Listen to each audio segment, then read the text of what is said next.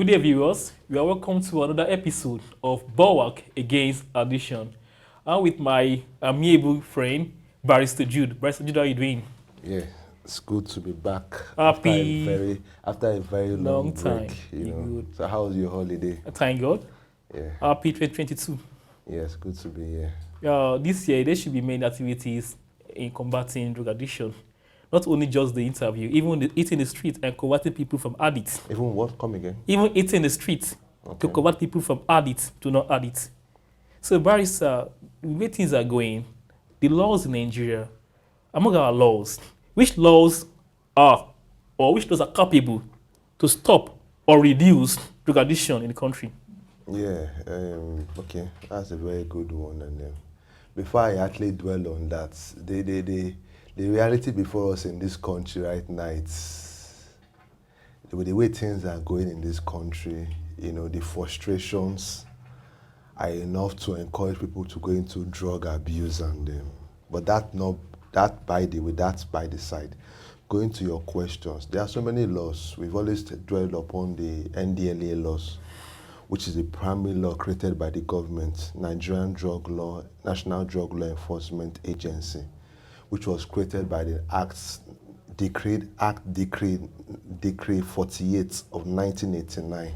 So their primary duty is to regulate drug-related matters. I think these are the primary law created for these purposes, in managing drug abuse, drug addiction, national drug, and the current chairman is Buba Marwa.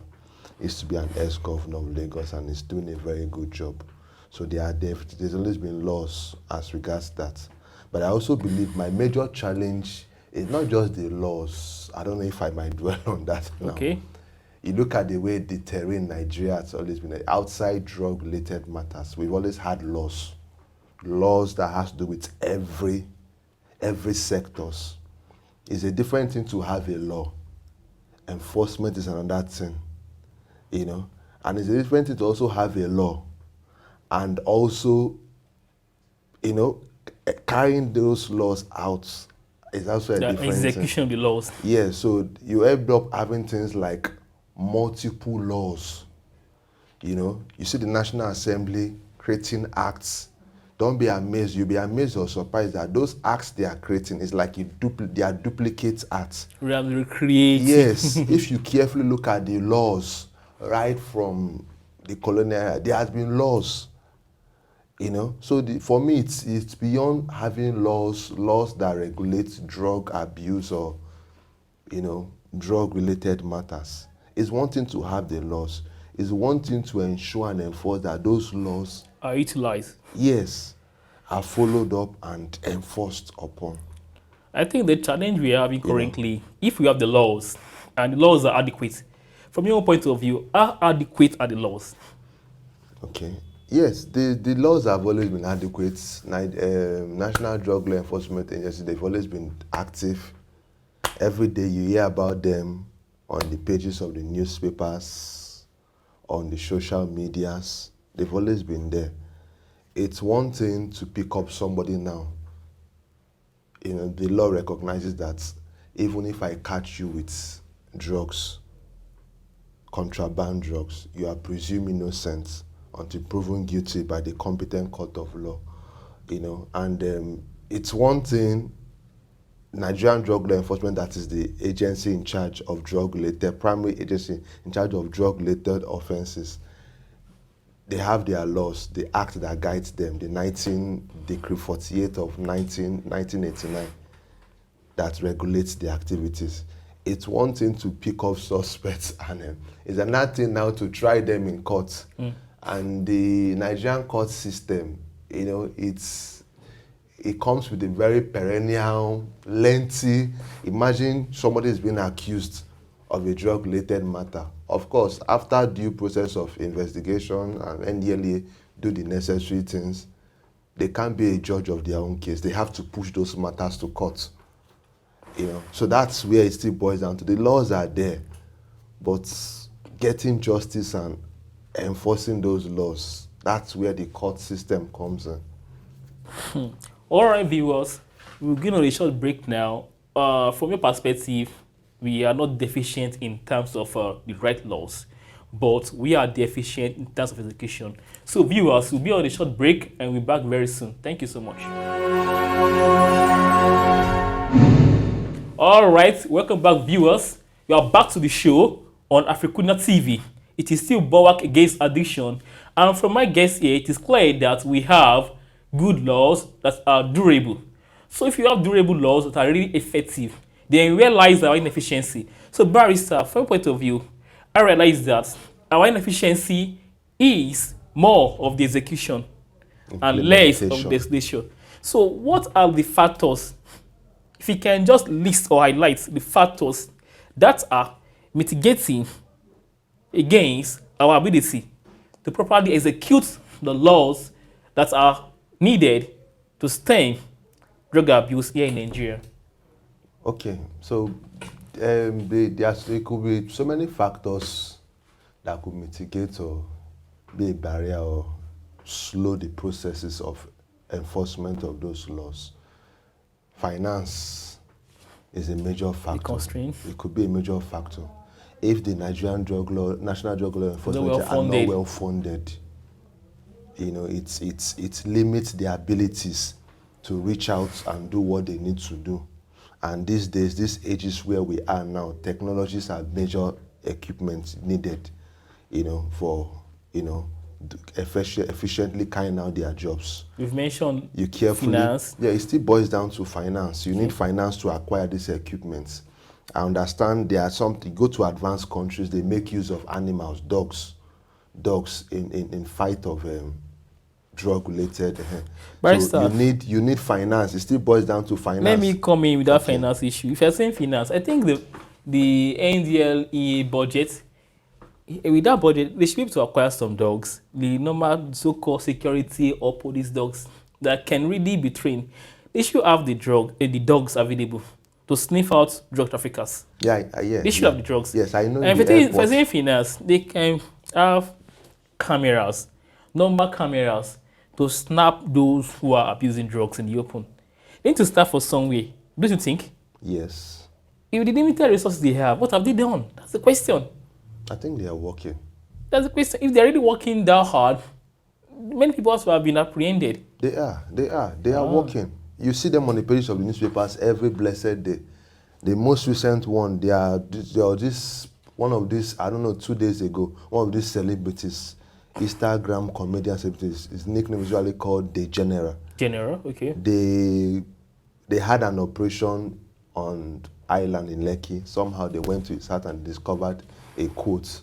They said they found cannabis and some other items. Yes. Contraband items in his coat. So beyond that, you see them and at the NDLA, they are really working. They're working.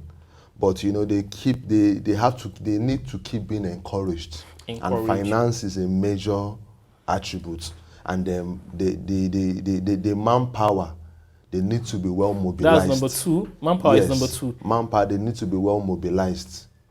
You know, psychologically, mentally, their state of mind, their well-being, all this needs to be well checked and put in place. Above all, I think there are laws. Implementations are a major factor. And it's one thing for Nigerian drug law enforcement to apprehend suspected drug abusers. It's one thing.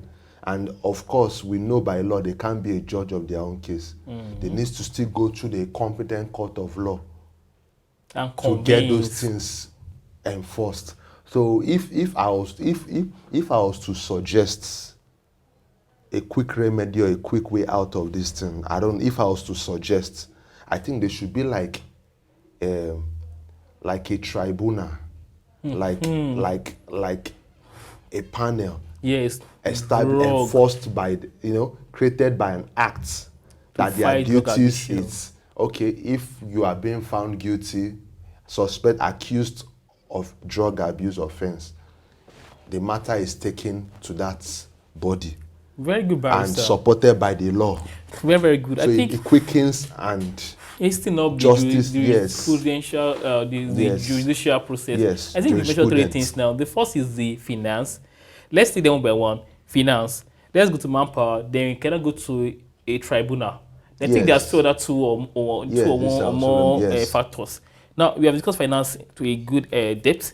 Now, let's talk about the manpower. That manpower is a challenge because if there are dogs, we can, if there's manpower, enough manpower, saturating the NDNA set, I mean, the particular department of the police, the manpower is there. The manpower should have trained some dogs ready to make these drugs sniff out and detect drug traffickers in the airport and all around. No, they are there, but I don't really think... Sorry, I interject you there. Okay. Is a manpower training a dog, a manpower that has not been well fed? You want to now take care of drugs, and these are special drugs. These are not animals, dogs on the streets. A manpower needs to be well fed. Don't you know that a manpower needs to be well fed? Mm-hmm. Well paid. Both food in the stomach, well fed, and moral. I'm sorry. Very. Before you start taking care of, we're not looking at the fact that the NLA has those operations, they have those animals, they have those dogs in their care, they have that, but how well, we see the Western world. You go to America, you see how FBI they're more organized, you see the than kind we of are. Animals. When there's a suspected drug scene in an environment, when they come into those environments, they come in with those trained dogs. They come in and they're going sneezing. Where those drugs are kept. You know what it takes to keep those kind of dogs. Maintain. Do we really have that in Nigeria? But we'll get there soonest. We can't tell if they are there. No, they have that, but how well equipped or how well you're not talking about financial motivation, the manpower, even the animals, how well I think they should execute their duties within the limits they are operating with. All right, very, very good. I think we have already taken care of two now. The finance, that's what you call it. The second one is the manpower, and the third part like a tribunal. Yes, you talk about justice, that if the normal judiciary, as in what we have on ground, High Court, this court, Supreme Court, is to execute judgment when it comes to drug addiction.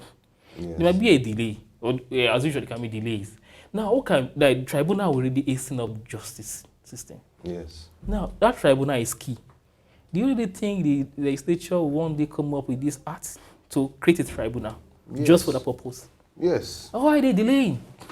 Well, it still boils down to awareness and somebody proposing it, bringing it to their attention.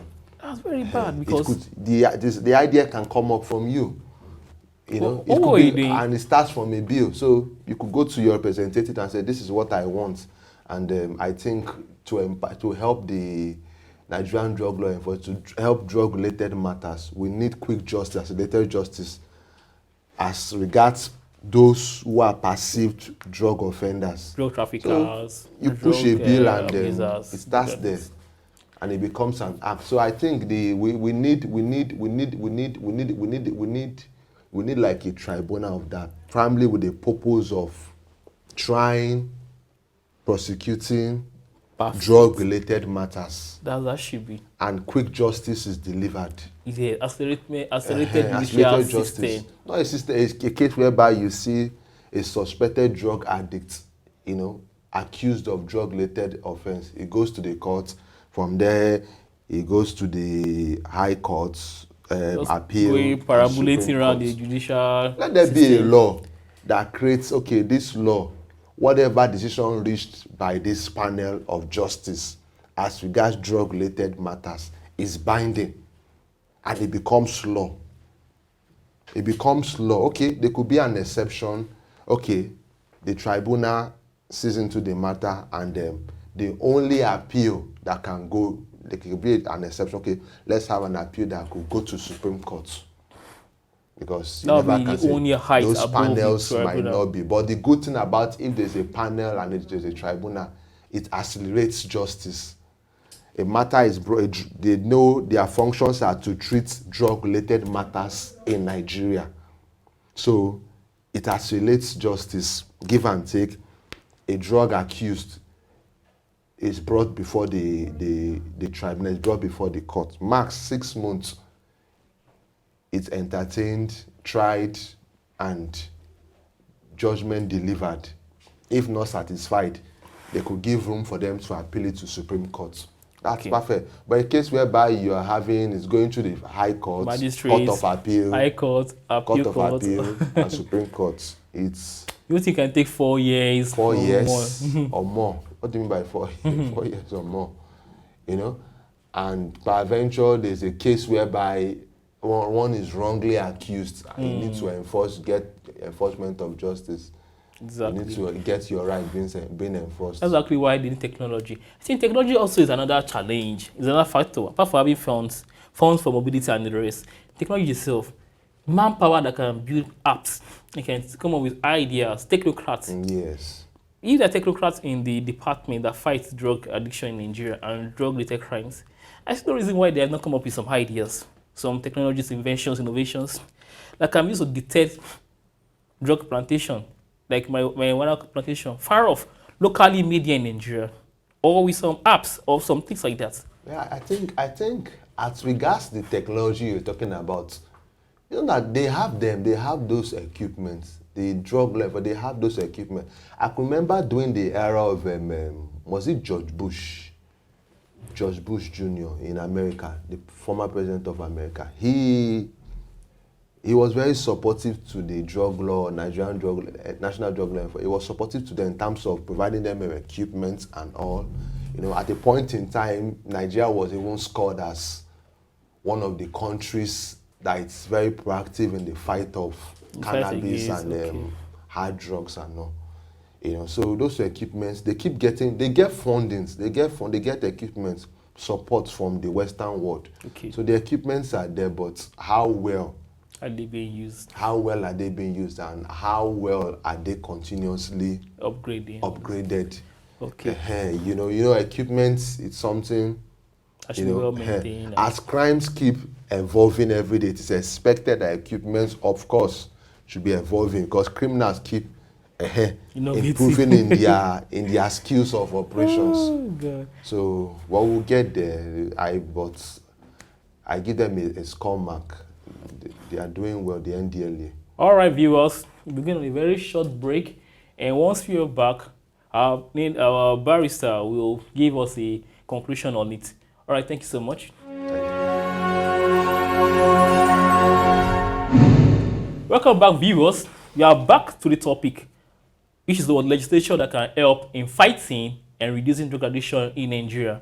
I remain your host, Joseph. I've seen my guest, Barrister Jude. Barrister Jude, I really think one more thing is necessary. That's the rehab centers.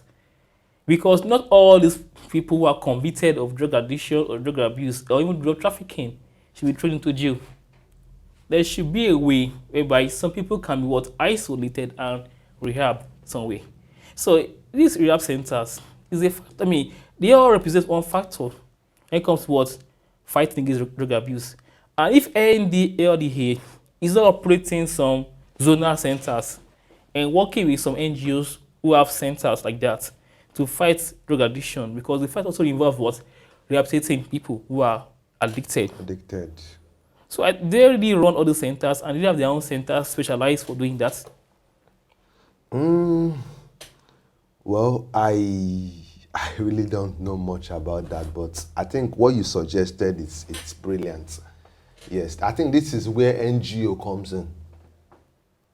NGO, I know there are NGOs who work with national NDLA, yes, as regards rehabilitating drug addicts and all.